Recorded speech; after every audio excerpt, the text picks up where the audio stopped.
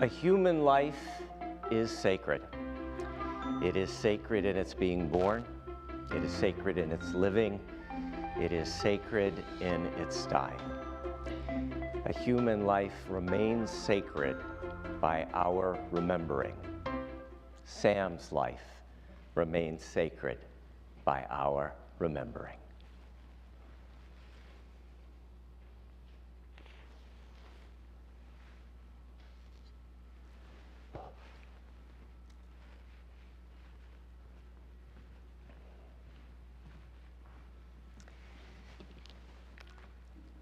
Sam was a Unitarian Universalist through and through, and I think, therefore, he would be thrilled that we begin with words from the great Unitarian philosopher Ralph Waldo Emerson.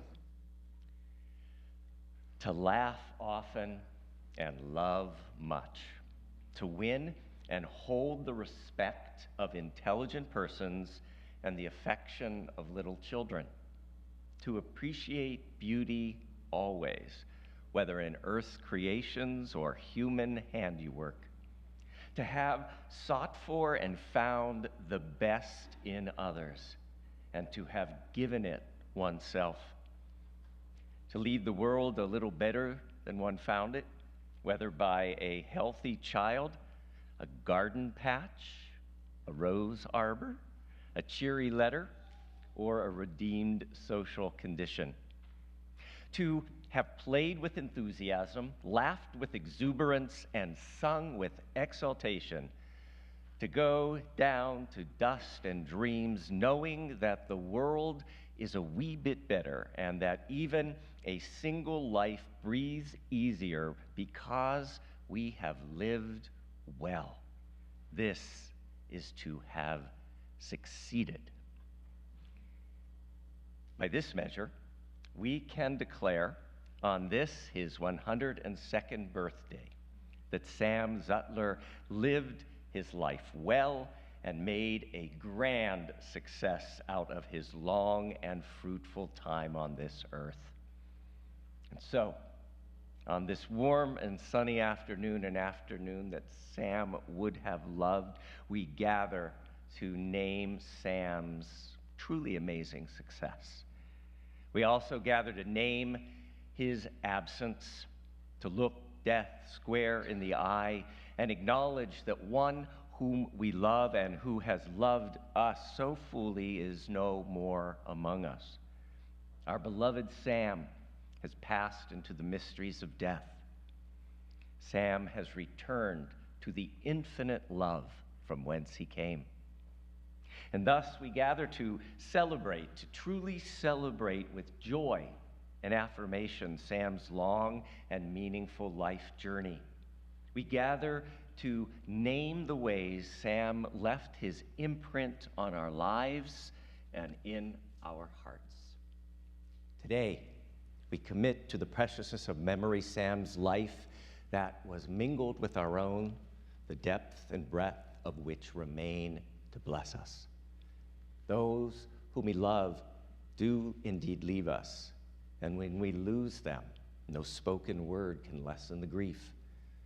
But what they were can never leave us. Who they were can never leave us. The strength of their presence, the gentleness of their sympathy, the warmth of their love.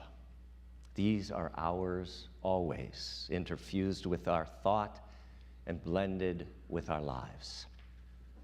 Shortly before his own death, Unitarian Universalist minister, the Reverend Forrest Church wrote, "About life after death, no one knows, but about this we surely know.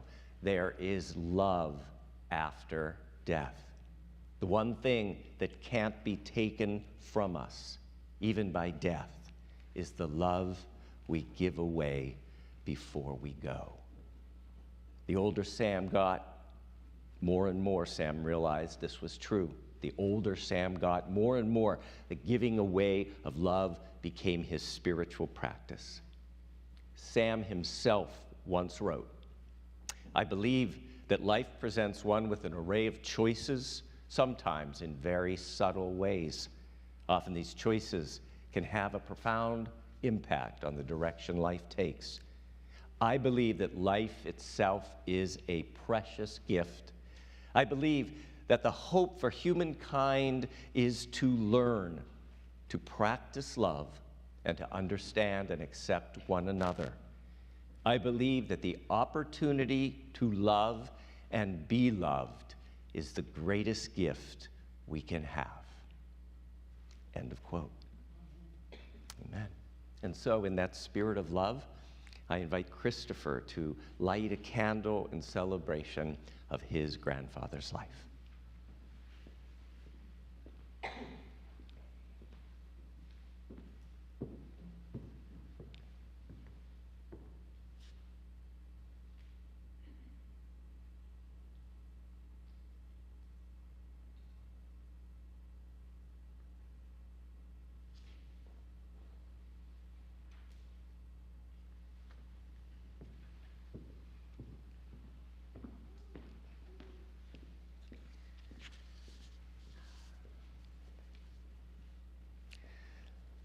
Lessons from Geese is one of Sam's favorite poems. He read it at Thanksgiving. He used it in lessons while he was teaching leadership. He tried to live his life according to the words. When our church stopped having in-person services because of COVID restrictions, I asked Sam to record a weekly video imparting words of wisdom and inspiration to our congregation in lockdown. We were shocked that Sam wanted to record a video and be in the spotlight.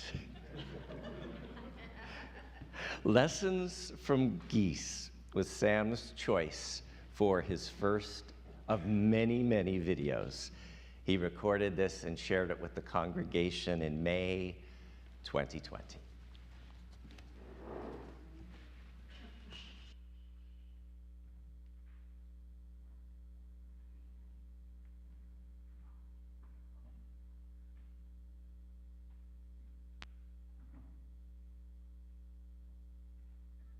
Good morning and welcome. I'm Sam Zutler. Don and I are doing okay, and we hope you are doing okay as well. Bear with us just a moment. Good morning and welcome.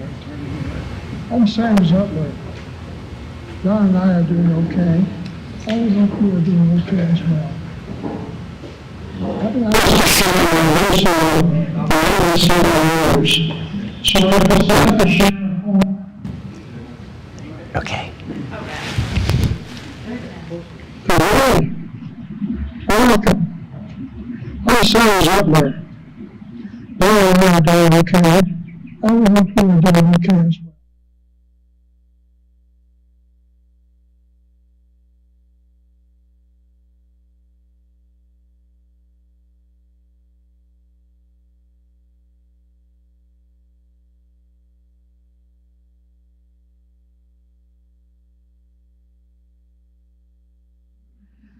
As each goose flops its wings, it creates an uplift for the bird following. By flying in V formation, the whole flock adds 71% more flying range than if each bird flew alone. Lesson: people who share a common direction and sense of community can go further and get more where they are going quicker and easier because they're traveling on the thrust of one another. Whenever a goose falls out of formation, it suddenly feels the drag and resistance of trying to fly alone and quickly gets back into formation to take advantage of the lifting power of the bird immediately in front. Lesson: if we have as much sense as a goose, we will stay in formation with those who are headed where we want to go. When the lead goose gets tired, it rotates back into formation and another goose flies at the point position.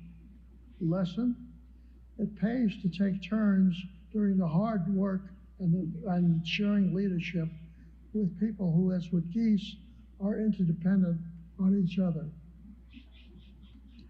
The geese in formation honk from behind to encourage those up front to keep up their speed. Lesson: we need to make sure our honking from behind is encouraging, not something less than helpful. And then finally, when a goose gets wounded or sick or shot down, 2 geese drop out of formation and follow it down to help protect him. They stay with the goose until it's either out of on their own with another formation or catch up with the flock. Lesson: if we have as much sense as geese, we'll stand by each other like that.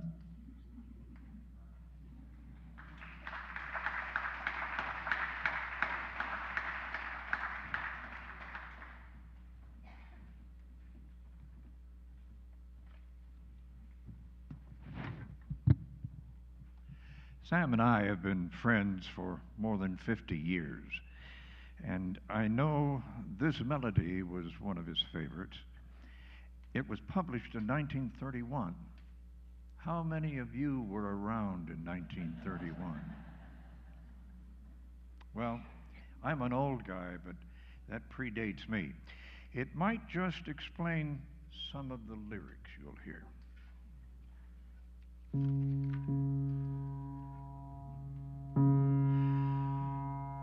You must remember this, a kiss is still a kiss, a sigh is just a sigh.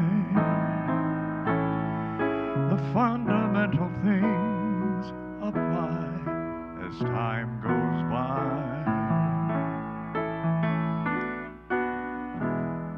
And when 2 lovers woo, they still say, I love you. On that you can rely. No matter what the future brings as time goes by. Moonlight and roses, songs never out of date, hearts full of passion, jealousy and hate. Woman needs man, man must have his mate, that no one can deny. It's still the same old story, a fight for love and glory, a case of do or die. The world will always welcome lovers as time goes by.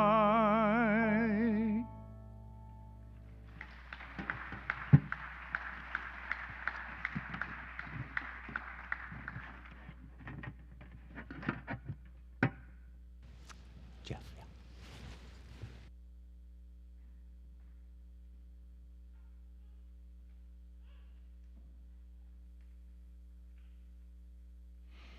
I don't know how I can follow lessons from geese, but I'll do my best. Most of you know how important this congregation was to my dad and how proud he was to be a Unitarian and live by its tenets. My mom's braided rug, made about 50 years ago, recalls her memory here and their choice to become Unitarians as they began their life almost 80 years ago. Their life together almost 80 years ago. Our family is so fortunate and thankful that Sam found Donna, and together they continued their journey in this congregation. Sam was proud of the fact that he served as congregational president in 5 cities for a total of 7 times: Berkeley, Rocky River, Ohio, Midland, Michigan twice, Fresno twice, Sao Paulo, Brazil, and Tulsa, Oklahoma.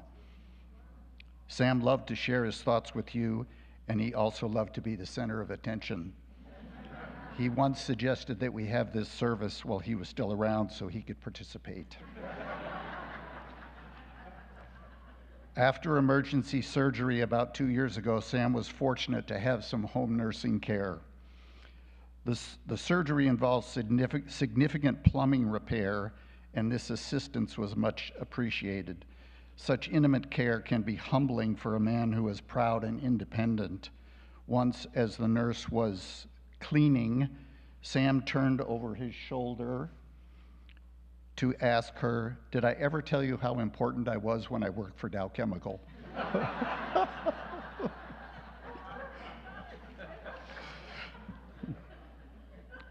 When I think about loved ones who have left us, I ask myself, what did I learn from them? What did they teach us? What wisdom did they impart? As I worked my way through my career, I became more and more impressed with the fact that Sam worked his entire career for the same company. He worked his way quite a way up the corporate ladder, and throughout it all, never got so frustrated with a supervisor, a coworker, or a business situation that he decided to toss in the towel, or more importantly, was asked to step aside. To me, this indicated incredible levels of perseverance, calmness, and patience, qualities we can all learn from, and I'm still learning. Thanks, Dad. Dad introduced me to golf when I was about 16, and it's been an addiction that I've struggled with for about 60 years. Calmness and patience are key in golf, and if I had his level of those attributes, I'm sure I would be better at the game. I will love him forever for teaching me that game, but I will never forgive him for introducing me to such frustration. Thanks again, Dad. Sam came to the Unitarian Church after being raised as a first-generation Jew in Brooklyn, New York, living above his father's shoe repair shop. He left Judaism for many reasons, with some negative feelings and anger. He was a little negative when I began my conversion to Judaism, but as he saw and heard a different understanding of what it meant to be a Jew, he became proud of me and re-embraced his own cultural background. He was proud of my conversion in 2000 and marriage at Temple Beth Israel here in Fresno. I'd now like to read the traditional Jewish mourner's Kaddish in his memory. Family and friends who mourn may stand with me as you are willing. I'm not real up on my Hebrew, so I'm going to ask my friend Mike Kalfer to step up and help me.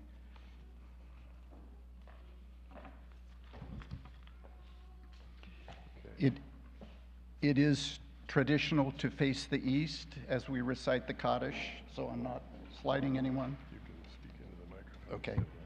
Yep. Yit Gadal, Viet Kadash, Shemay Rabbah, Be'alma, Divara, Hirute, Viamlik, Malhute, Bihayehon, Umiyahon, Uvhaye, the whole Beit Israel, Bagala, Uvizman, Kariv, Viamru, Amen. Yehe, Shemay Rabbah, Mavak, Leolam, Umay, Almaya. Yit Barak, V'yishtabak, V'yit Pa'ar, V'yit Romam, V'yit Naseh, V'yit Hadar, V'yit Haleh, V'yit Halal, Shemay, Kudashu, Brihu, Min Kol, Birahata, Vishirata, Tushbahata, Vanekamata, Damram, V'yama, V'yamru, Amen. Yehe, Shema, Rabbah, Min Shemaya, V'hayim, Aleinu, Balkol, Yisrael, V'yamru, Amen. Ose Shalom, B'morvav, Shalom, Aleinu, V'alkol, V'yamru, Amen. Exalted and hallowed be God's great name in the world which God created according to plan.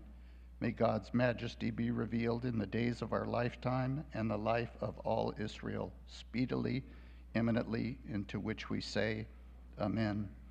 Blessed be God's great name to all eternity. Blessed, praised, honored, exalted, extolled, glorified, adored, and lauded with the name of the Holy Blessed One, beyond all earthly words and songs of blessing, praise, and comfort, to which we say, Amen. May there be abundant peace from heaven and life for us and all Israel, to which we say, Amen. May the one who creates harmony on high bring peace, us, and to all Israel, to which we say, Amen. Please be seated.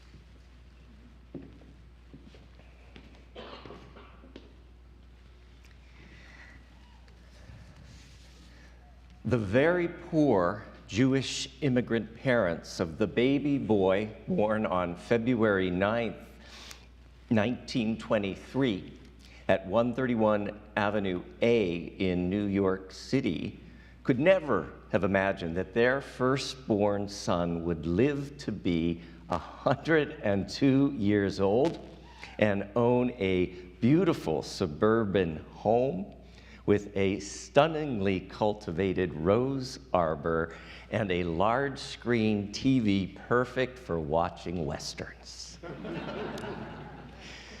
The baby boy's parents, Izzy and Anna, could never have imagined that their son, born in a city where horse and buggies outnumbered automobiles, would live to see self-driving electric cars and artificial intelligence. Izzy and Anna's newborn son, Samuel, born in his grandmother's bed, would live for a remarkable 102 years and pass gently into the mysteries of death with his beloved wife, Donna, at his side, whispering to him the words of a beloved meditation from the Unitarian Universalist faith that he so loved. About a decade ago, I saw an interaction between the smiling and smartly dressed 92-year-old Sam and a rather scruffy, shorts-wearing, multi-tattooed first-time church visitor. Later, I overheard that young visitor exclaim, "That Sam has the brightest smile I have ever seen, and his eyes just sparkle with welcome, as if I was the best friend he had been waiting for all his life." Sam loved people. He loved meeting people and getting to know them. That was part of what propelled his love of worldwide travel, having the opportunity to meet so many kinds of people in so many different cultural settings. Sam's parents had been reserved in their expressions of emotion, but Sam learned about the warmth and caring of love from his beloved grandmother, Bessie, in whose bed he was born. Sam would later write, "Grandma always expressed optimism and good cheer. Although she never learned to speak English, she was able to communicate love and affection to me as a child. My Baba was a remarkable woman." She was also the only family member to warmly embrace Sam's first wife, Geneva, who was not Jewish and received a rather cold shoulder of familial disapproval. Sam was driven and disciplined even at an early age. As a boy, he worked hard in his dad's shoe repair shop in Brooklyn, but still, at any chance he could get, he would sit on that shop's front stoop with a book, reading, a passion he carried throughout his life. Sam was intellectually curious, a lifelong learner, always craving to know more and understand more. At 101 years old, he still proudly had his library card. Sam later said that his early childhood imprinted on him the values that shaped his life. From his poor background, he learned that being responsible was key to success. This became the foundation for his successful and carefully cultivated rise through the ranks at Dow Chemical and his career longevity of decades with the company that Jeff mentioned. Earning the respect of others was vital for Sam, and he did so in the workplace and beyond. Even after a retirement, Sam was invited to company breakfasts, asked to offer eulogies for coworkers, and called for advice, which he offered generously. Sam had that rare ability to see the hidden potential in people, which is why he excelled in human resources when his job shifted in that direction. His steadfast commitment to responsibility carried Sam through 19 painful years as his wife Geneva suffered with Alzheimer's. Very, very difficult years for Sam and his family. Appearance was also paramount to Sam. He learned that appearance shaped the impression you made and how you were subsequently treated. Sam dressed stylishly, dapper bow ties and all, not to mention freshly shined shoes from his overabundant shoe collection, which outnumbered Donna's. Donna remembers Sam arriving for their first date. He pulls up in a red sports car, opens the door, and got out. She watched as he stopped and then visibly straightened his spine and pulled his shoulders back. Only then, with perfect posture in place, only then did he move towards the front door. Donna, you opened that door, which, unbeknownst to you and Sam, was opening to a shared future, marriage, adventure, and deep devotion. Sam was smitten with movies as a child. This led to his inadvertent employment at what eventually became Dow Chemical. After graduating from UC Berkeley with an engineering degree, the first job Sam interviewed for was with Beckman Company, creative converters of films and foils. Sam thought films meant it was a job in the movies. It wasn't. A self-proclaimed movie nut, Sam especially loved Westerns, the older the better.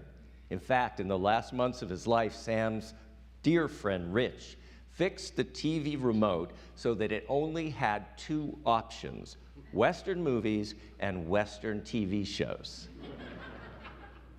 Watching a Western, Sam would say, "I can smell the manure, and I love that smell." Donna would gently remind him that she didn't think he had ever been 100 yards near a horse, barn, or the smell of a farm. Westerns also helped shape Sam's worldview, a worldview he later found matched by Unitarian Universalism. Westerns had a moral to the story. Although filled with shooting and blood, the good guy proved his point and came out the winner. Sam believed good triumphs over evil. Kindness and compassion outlive cruelty and hate. Do unto others what you would have others done to you. Love truly was the doctrine of his chosen Unitarian Universalist faith, and the principles and people of this church were utmost in his heart and at the core of how he lived his life.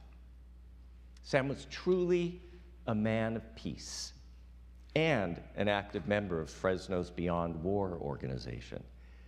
But he was also so very proud of his military service in the Army Air Corps in Hawaii during World War II, where he helped track enemy ship movements on a huge map back at the HQ. You'll hear the Army Air Corps theme played as the postlude to today's service. As we know, Sam was a bit of a showman, to say the least. He never saw a spotlight he wouldn't step into or a microphone he wouldn't reach for. That spirit is also what made him such an effective communicator. In later years of his career at Dow, he lectured and presented seminars. After retirement, he taught business management at Fresno State, business practices in China, and ESL in Poland. Here at the Unitarian Universalist Church of Fresno, he offered insightful sermons and led spiritual quest groups. He flourished when sharing his thoughts and experiences with others. Until the end, Sam remained an active member of our church's worship arts team, narrating our children's holiday pageant, acting out the role of Unitarian minister Norbert Chopek in our Flower Communion narrative, and via video, offering multiple reflections filled with his life's wisdom. I think the Unitarian Universalist Church of Fresno was the only UU church in the country with an active 101-year-old member of its worship team.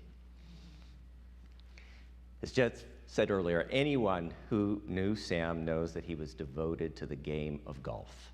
Several decades ago, Sam offered a sermon about golf as a metaphor for life and spiritual health.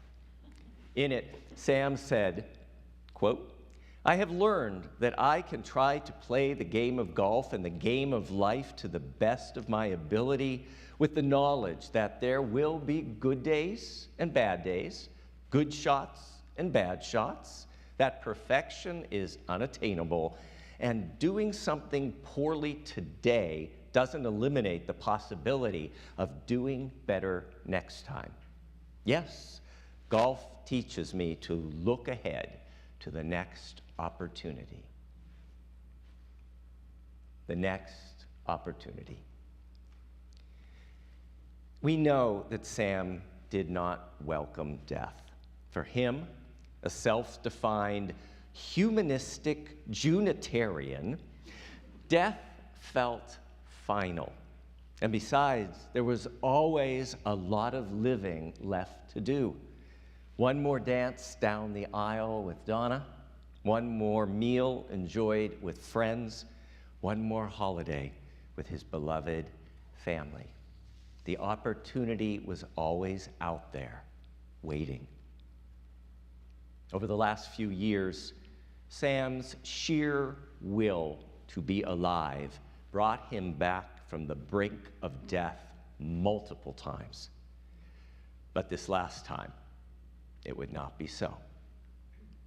During his weeks in the gentle embrace of hospice, Donna and Sam practiced together a simple meditation they first learned at church. I breathe in peace. I breathe out love. I breathe in peace. I breathe out love. On Sam's last day on this earth, Donna was whispering those words to Sam as his breathing slowed. Sam passed away, breathing in peace, breathing out love. There were other words that Sam yearned to hear before he died. He so wanted to hear us sing happy birthday on his 102nd birthday. Today, let's grant Sam that final wish. Let's end this eulogy with a rousing and love-infused happy birthday. Happy birthday to you. Happy birthday to you. Happy birthday, dear Sam. Happy birthday to you. May it be so.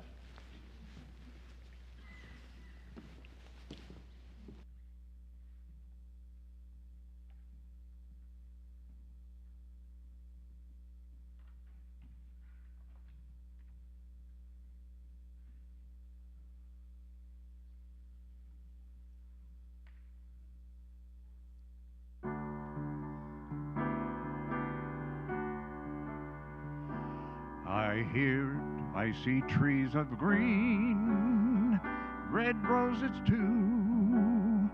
I see them bloom for me and you, and I think to myself, what a wonderful world.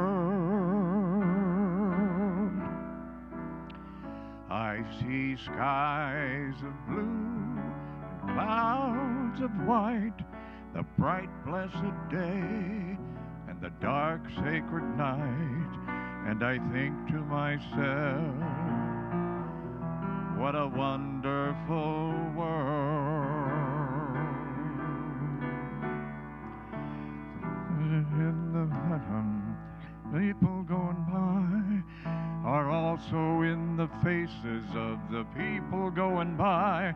I see friends shaking hands, saying, how do you do? They're really saying, I love you. I hear babies crying, I watch them grow. They'll learn so much more than I'll ever know. And I think to myself, what a wonderful world. Yes, I think to myself, what a wonderful world. Oh, yeah.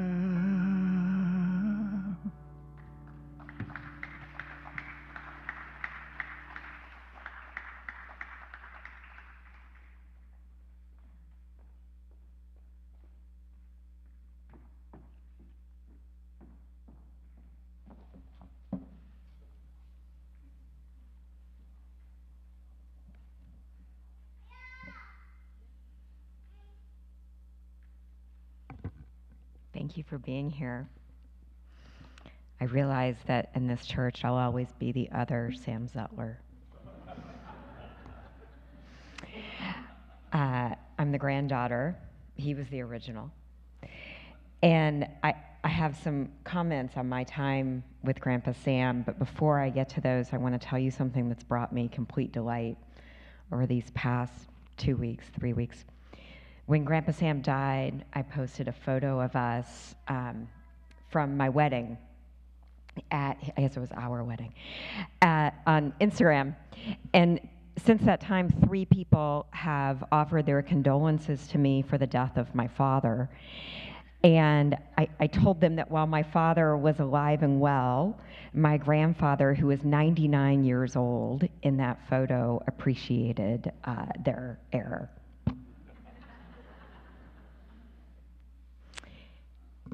I think the most important thing to know about my relationship with my grandfather is that in my mind, it didn't really start until he was 72. I knew him when I was a kid, but it was more as a sort of anonymous stand-in for a grandfather. We lived across the country. I didn't see him much. It was made a little more relevant by the fact that we shared a name, although I was not named after him. And I remember one year being terribly disappointed when he was visiting for Christmas, and I opened the largest present under the tree addressed to me, and it was a golf club. But my memories of him as a person, as a person, not just an old person, not just my grandfather, but as a person, started when he was 72, an age that in my mind he stayed for at least a decade or two. What was truly special to me about our relationship was that he was an old person before he was my grandfather. As an adult, I've developed lots of opportunities. I've developed lots of relationships with people who are older than me, but at the time, he was it. He, in my mind, really defined the genre. He did some of the grandfatherly stuff. He offered advice, support, but really, although I was too young to get it at the time, I was more interested in him because he was an archetype of something I knew in some way I was becoming. Over the years, I came to see him as a kindred spirit. He was curious, and at times could be slightly prickly. It all seemed to be, though, on purpose. Grandpa Sam was the first old person I saw truly craft his own life. He taught me that if we choose to, and if we work on it, we can continue to change and grow with age. He had a self-awareness that fascinated me. He once told me, "Samantha, I'm not like this because I'm old. This is how I've always been." And I found that comment confusing and wonderful. And I still remember it. I have never forgotten it. It was the first time that I considered that when I became an old person, which I think at that time started at like 37, there would still be a part of me that was the exact same person I was then. I also saw him evolve. When I was younger, Grandpa Sam could be extremely direct in his communication. If I or anyone was late by even a minute, we were greeted with a thundering, who's heard this, "You're late." Later in life, I saw him soften, most significantly towards those he loved. He made an agreement with a friend who was regularly late. They set a window during which they would agree to meet each other. If they arrived during that window, they were on time. To my developing brain, this was a revelation. That two adults could identify a problem in their relationship and work together to solve it. I had never seen that. My dear husband can tell you I have learned from that. Perhaps most importantly, Grandpa Sam, up until the very end, had the capacity for delight. There was no tacit agreement between Grandpa Sam and the universe, no relaxing into the idea that he had had a good run and he was just ready to sit it out. No. At 79, Grandpa Sam got married because, as he told me, he didn't want to wait till 80 to get married. He married Donna, a smart, feisty woman with who he completely and utterly adored. At 99, Grandpa Sam officiated my and Mark's wedding. I think he was as enamored with the idea as I was. It was the only thing about my wedding that I ever knew was going to happen before I met Mark. I never dreamed about anything about my wedding, but I always knew my grandfather would officiate. When Mark and I got engaged, I told him, we got to move on. He's 99, let's do this. We got married, I think, within 8 months. Grandpa Sam told me from the hospital room a month before the wedding, where he was sticking out COVID, in response for my invitation for him to Zoom into the wedding, "Samantha, Donna and I have talked, and we have decided there is nothing that will keep us from this wedding." Aside from marrying my very favorite person that day, having Grandpa Sam officiate was the best part of the day. It is not lost on me that Grandpa Sam left us the year I turned 50. He was never shy about contemplating aging, and I'm trying the same approach. I'm reminded of him every day when I find that I'm happiest doing the things that I did when I was younger. Cooking, making things, reading, that I am in fact the same person I have been all along. In that spirit, I would like to offer you these tips from Sam Zutler, the original, on how to age well. Spend your time with people who delight you.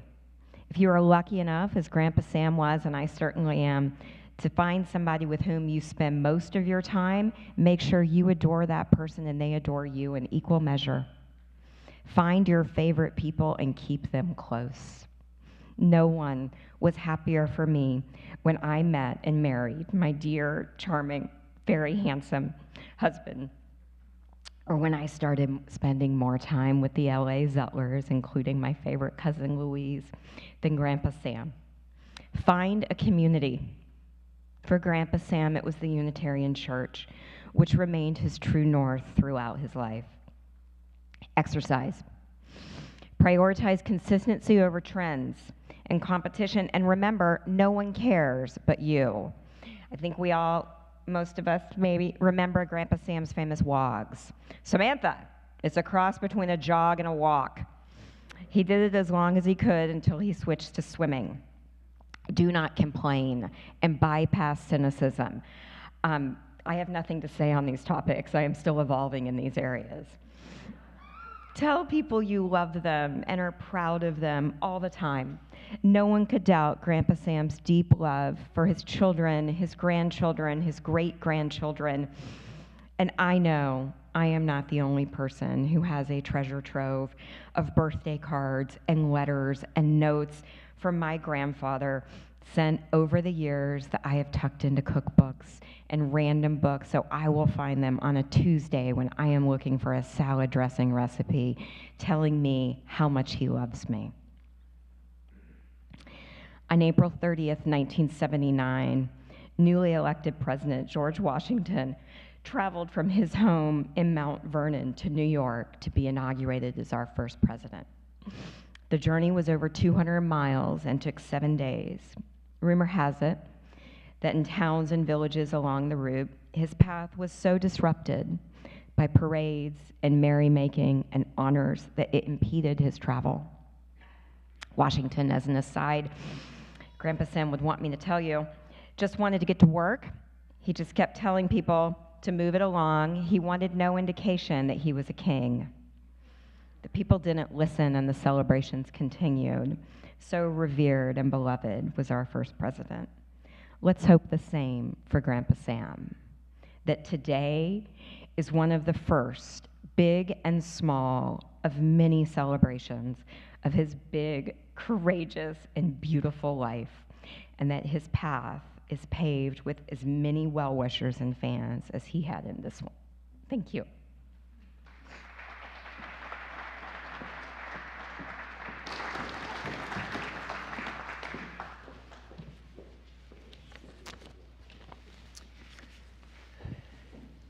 In this room in your hearts are your memories, your stories, your lessons learned, your adventures with Sam. It is to each of you, then, that the living memories of Sam are committed.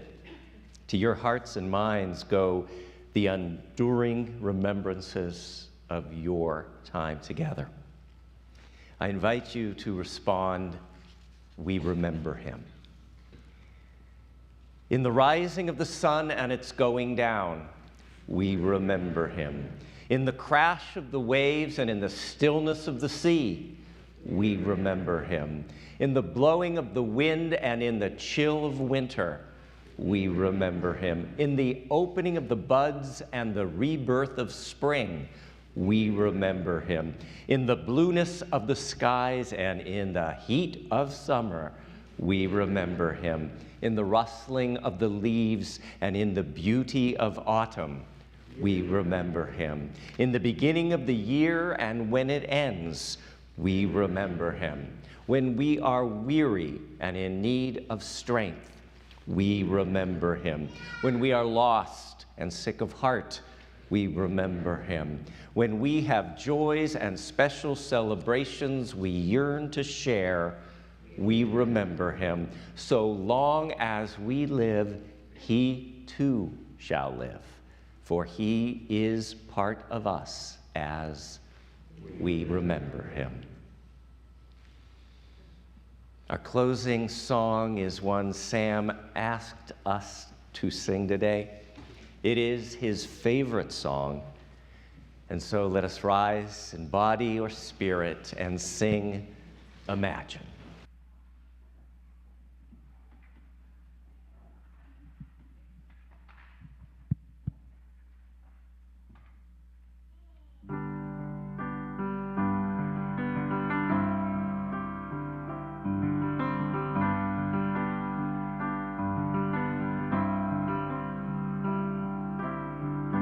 Imagine there's no heaven. It's easy if you try. No hell below us,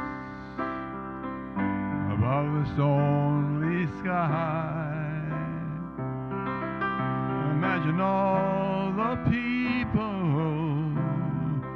living for today. Imagine there's no countries. It isn't hard to do. Nothing to kill or die for, and no religion too. Imagine all the people living life in peace.